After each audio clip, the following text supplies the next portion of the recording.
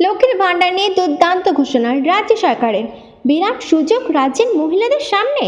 রাজ্যের মহিলাদেরকে স্বনির্ভর করে তোলার জন্য পশ্চিমবঙ্গ সরকারের আর্থিক সাহায্য দেওয়া হয় লক্ষ্মীর ভাণ্ডার প্রকল্পের মাধ্যমে। যে সমস্ত মহিলারা 25 বছরের উপরে তারা আবেদন করতে পারবেন। এমনকি সর্বোচ্চ 60 বছর পর্যন্ত লক্ষ্মীর ভাণ্ডারে নাম নেওয়া হয়। এই প্রকল্পের নাম নথিভুক্ত থাকলে সাধারণত ওবিসি মহিলারা প্রতি মাসে 1000 টাকা করে আর্থিক সাহায্য পাবেন। এছাড়া তপশিলি জাতি উপজাতিদের মহিলারা পাবেন 1200 টাকা করে। এই লক্ষ্মী ভাণ্ডারের জন্য কিভাবে আবেদন করতে হবে চটপট জেনে নিন তাহলে। অনলাইনের মাধ্যমে আবেদন করতে পারেন। অফিসিয়াল ওয়েবসাইটে গিয়ে ফর্ম ডাউনলোড করে নিতে হবে, তারপর সেটা প্রিন্ট আউট বার করে সমস্ত তথ্য দিয়ে ফিল আপ করে নিতে হবে। তারপর দুয়ারে সরকারের ক্যাম্পে গিয়ে জমা দিলেই কাজ শেষ। লক্ষ্মীর ভাণ্ডারের আবেদন করার জন্য কী কী দরকার?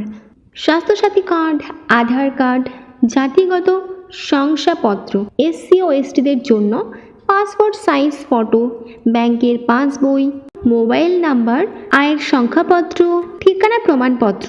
পশ্চিমবঙ্গবাসীর জন্য একাধিক সরকারি প্রকল্প চালু করেছে পশ্চিমবঙ্গ সরকার, আর সেখানে প্রত্যেকের নামই নথিভুক্তকরণ শুরু করে দিয়েছে।